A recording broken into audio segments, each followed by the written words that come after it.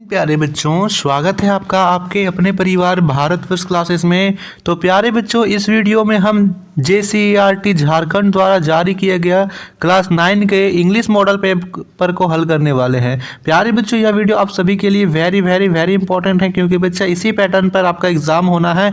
तो आपको यहाँ पे ध्यान देना होगा कि किस तरह से हमारे प्रश्न आने वाले हैं और कौन से यहाँ पर प्रश्न रहेंगे, ग्रामर के कितने प्रश्न रहेंगे, टेक्स्ट बुक से कितने प्रश्न रहेंगे। इस वीडियो को देखने के बाद आपको सारे डाउट्स क्लियर हो जाएंगे और यहाँ पे बहुत ही ज़्यादा हेल्पफुल यह वीडियो आप सभी के लिए होगी। तो जल्दी से इस वीडियो को लाइक कर देंगे और चलिए बच्चे स्टार्ट करते हैं।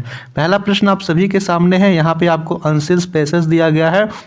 हमें इन पैसेज को पढ़ के इससे रिलेटेड क्वेश्चंस का आंसर करना है। तो चलिए यहाँ पे आपको पैसेज अच्छे से पढ़ लेना है, ठीक है बच्चा। चाहे आपको यहाँ पे समय मिलेगा कुल यहाँ पे 1.5 घंटा समय मिलने वाला है, तो आप पैसेज ऐसे से पढ़ोगे तो पैसेज वाले प्रश्न आपके एक भी गलत नहीं होंगे।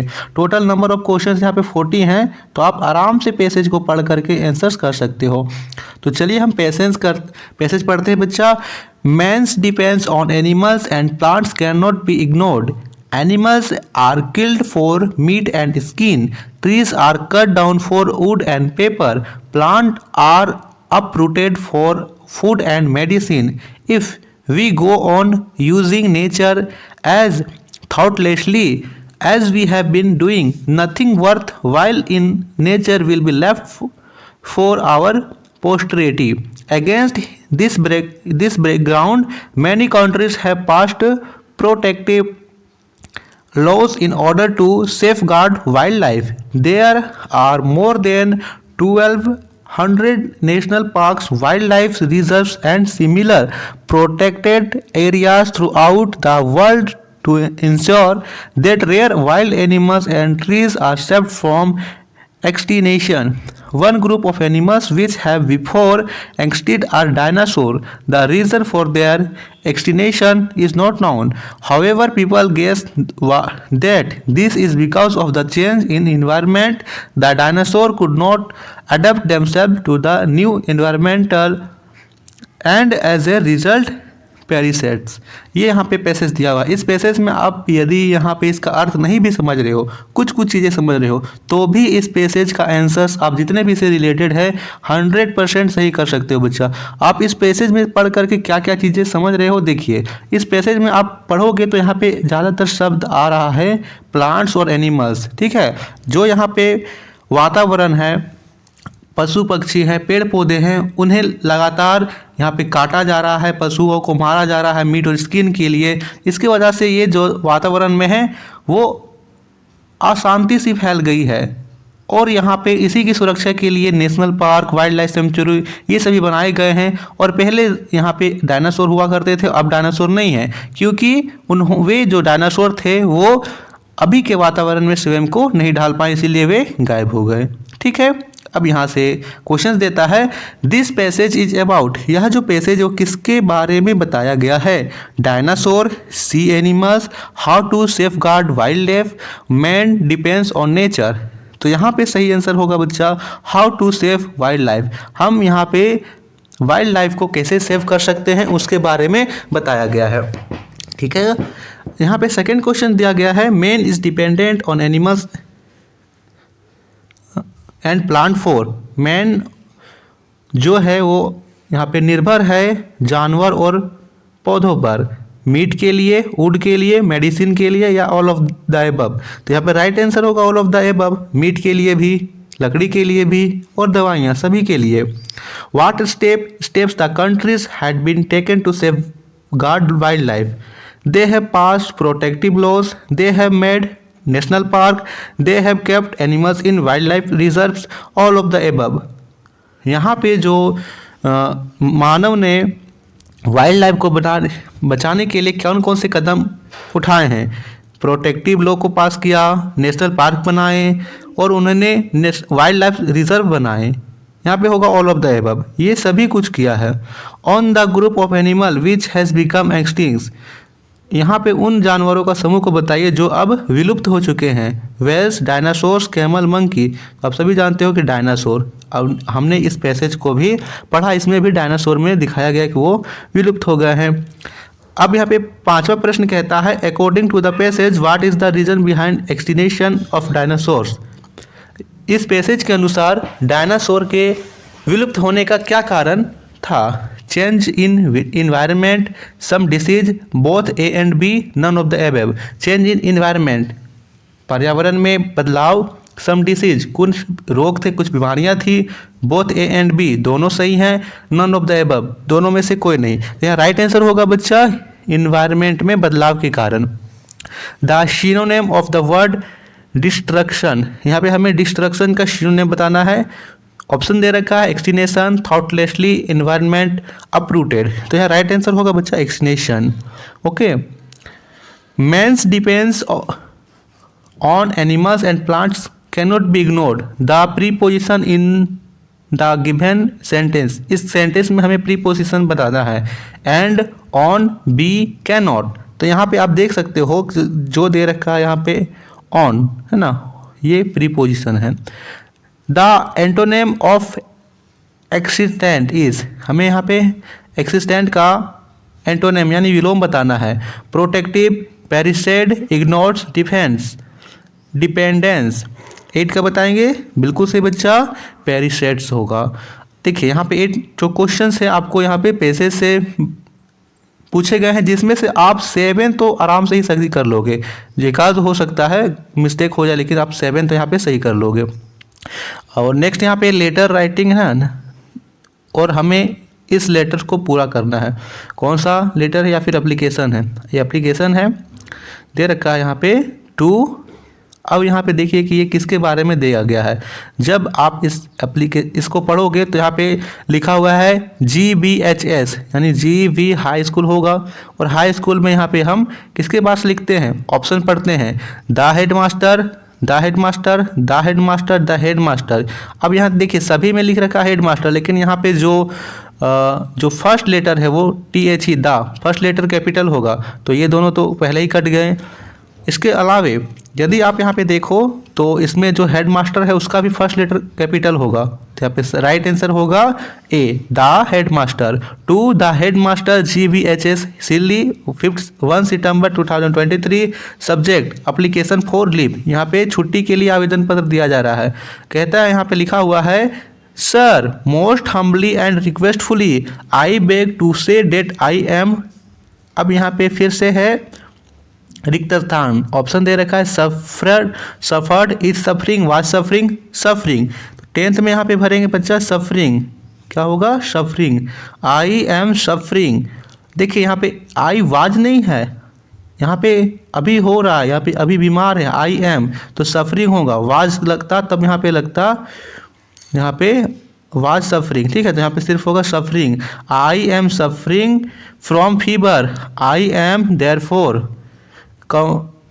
complete to absent myself from school 2 days. I request you to grant me leave for 2 days. I shall be highly, और यहाँ पे obedient, thanking, obligate, kind। तो यहाँ पे 11th नंबर में भरेंगे obligate to you for this act of kindness, thanking you your। और 12th में यहाँ पे obedient होता है या फिर obediently होता है, तो यहाँ पे obediently होगा, है ना, obediently। और यहाँ पे XYZ जो भी नाम होगा, या फिर रवि लिखा हुआ है, इस तरह से भरना है। ये बड़ा ही आसान है। Choose the correct option and answer the following questions. तो यहाँ पे जो लिख रखा है, my grandmother me stories last night, has told, tells, telling. तो यहाँ पे बताएंगे 13th में क्या होगा, मेरी जो दादी है वो रात में कहानियाँ सुनाती है। तो यहाँ पे हैज टोल्ड होगा या टेल्स होगा? बताइए 13 में क्या होगा? टोल्ड होगा, told. The passive voice of someone has stolen my book, यहाँ पे someone has stolen my book का पैसिव वॉइस बताना है। My book has been stolen, my book has been stolen by him, he has stolen my book, none of this. बताइए यहाँ पे 14 में क्या होगा? My book has been stolen. ये हमें पता नहीं है कि कौन चोरी कर रहा है, ही हैज़ नहीं होगा, उसने चुराया ये भी नहीं होगा। यहाँ पे होगा my book has been stolen. Okay. Raman a letter when I entered his room, wrote, was writing, writes, is writing, Raman पत्र लिख रहा था जब मैं उसके रूम में प्रवेश किया। तो 15 में लिख रहा था है ना, was writing. It is very dangerous to enter the enemy camp.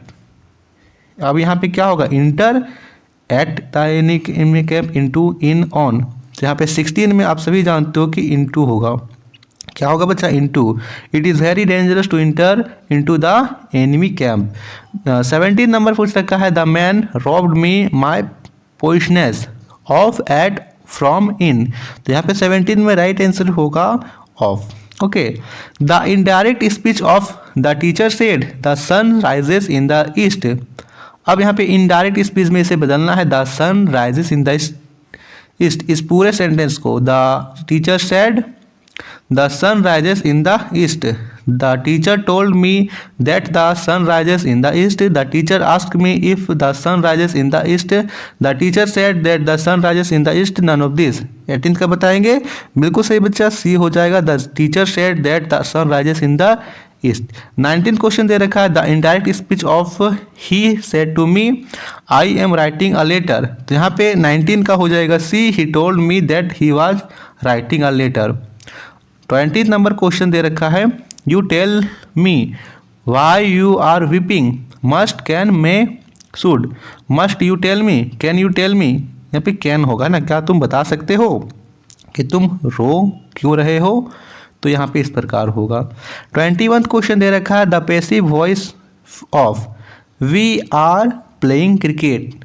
We are playing cricket को हमें पैसिव वॉइस में बदलना है। Cricket is playing by us, cricket was playing played by us, cricket is being played by us. तो यहाँ पे बताइए क्या होगा 21 में, राइट आंसर यहाँ पे सी होगा, cricket is being played by us. 22 दे रखा है, babies when they are hungry, crying, cry, cries, cried. तो यहाँ पे राइट आंसर होगा बच्चा B, babies cry when they are hungry. तो यहाँ पे आप देख सकते हो, अब नेक्स्ट जो क्वेश्चन है वो टेक्स्ट बुक से रिलेटेड है। ओके, तो यहाँ पे 22 जो क्वेश्चंस थे वो आपको यहाँ पे पैसेज से मिल जाएंगे और यहाँ पे आपको इंग्लिश ग्रामर से मिल जाएंगे। तो इसकी भी तैयारी आपको अच्छे से कर लेनी है बच्चा, ठीक है। टेक्स्ट बुक के साथ इसकी भी तैयारी कर पाओगे, तब आप यहाँ पे 40 में से 40 ला पाओगे, आप यहाँ पे 40 में से 40 राइट आंसर कर पाओगे। चलिए इसके बाद टेक्स्ट बुक हम देख लेते हैं जल्दी से। नंबर 4 कहता है, read the extract given below and choose the correct option to answer the questions. And being faint with fasting for the day was almost done, he asked her from her store of cakes to give him a single one। यहाँ पे options और questions इसी से related रहेगा बच्चा, related questions और इसके answers यहाँ पे आप पढ़ सकते हो। कहता है questions, the given line are from the poem. यह जो लाइन लिखा गया है वो किस कविता से लिया गया है।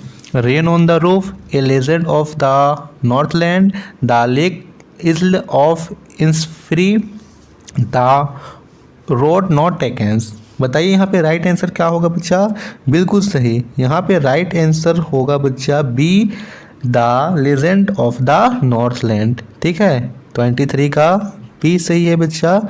और इसके जो राइटर है वो फॉबे कैरी है। तो सेकेंड क्वेश्चन जो इसके नेक्स्ट क्वेश्चन है 24 इसी से रिलेटेड है। कहता है this lines are composed by Phoebe Cary, पहला ही विकल्प होगा, ए सही है, 24 का ए।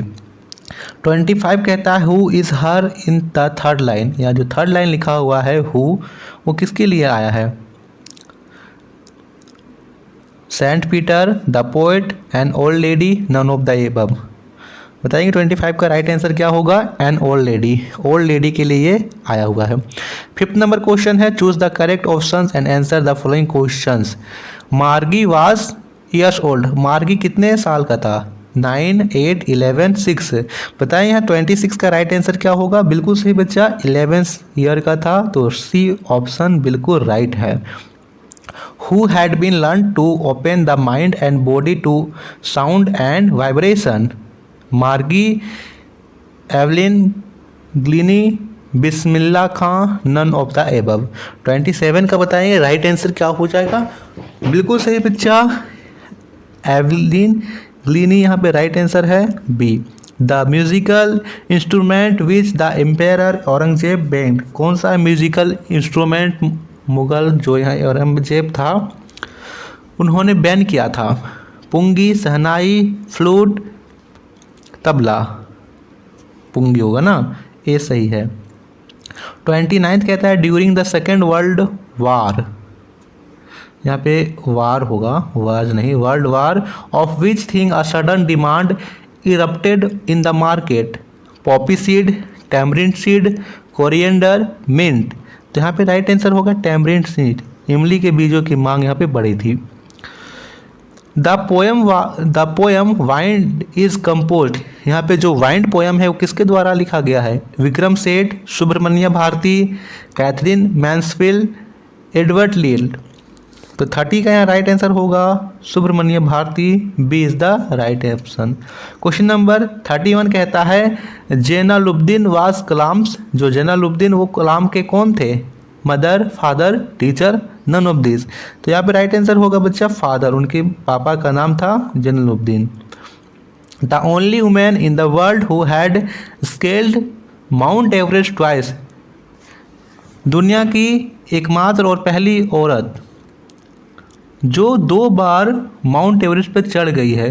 संतोष Yadav, Santosh Kumar, Evelyn Glennie, none of this. तो यहाँ पे राइट आंसर होगा बच्चा संतोष यादव, 2 बार माउंट एवरेस्ट फतह करने वाली यहाँ पे पहली और एकमात्र औरत है, only women. The name of the little girl was, छोटी बच्ची का नाम क्या है? Kezia, Santosh Yadav, Evelyn clini, मार्गी। 33 का बताइए, बिल्कुल सही केजिया है, तो यहाँ पे राइट ऑप्शन होगा ए।